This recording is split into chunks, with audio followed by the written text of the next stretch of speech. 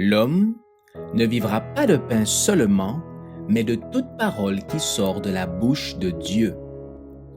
Voici votre moment de méditation quotidienne. Pour mieux connaître Jésus-Christ.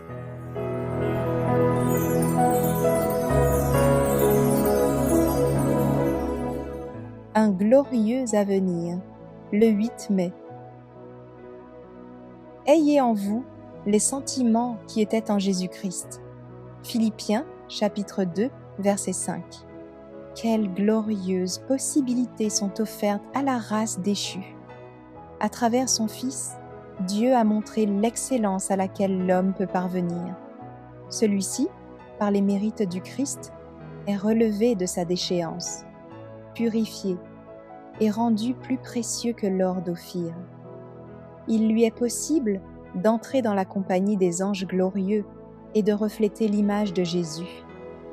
Cependant, il n'a que rarement conscience des hauteurs auxquelles il pourrait s'élever s'il laissait Dieu diriger ses pas.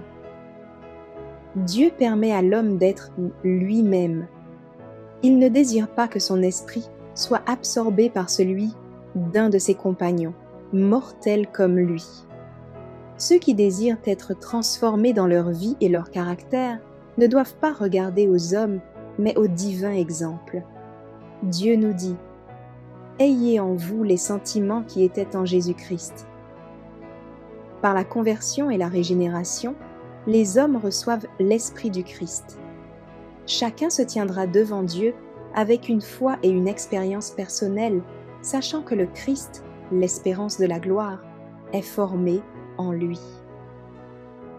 Comme modèle, nous avons celui qui est tout en tous, le chef des myriades, dont l'excellence est incomparable. Il a offert sa vie à l'imitation universelle. En Christ étaient unis la richesse et la pauvreté, la majesté et l'abaissement, une puissance illimitée et l'humilité.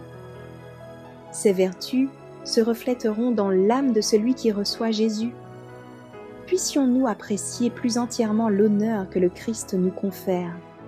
En portant son joug, en étant à son école, nous deviendrons semblables à lui par nos aspirations, notre humilité et par la beauté de notre caractère.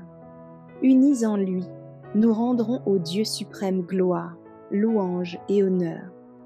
Ceux qui s'approprient ces privilèges dans cette vie recevront une récompense éternelle dans la vie future. Fidèles, nous nous joindrons au chœur céleste pour chanter des hymnes de louange à Dieu et à l'agneau.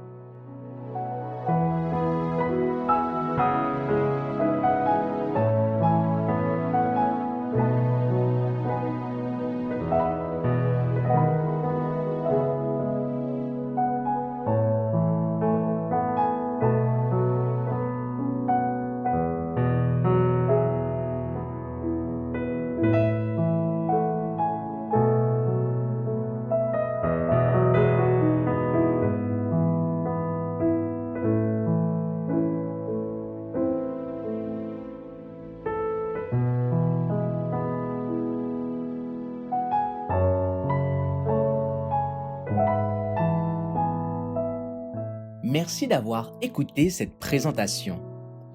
Assurez-vous de nous rejoindre demain pour votre moment de méditation quotidienne avec lereste.org.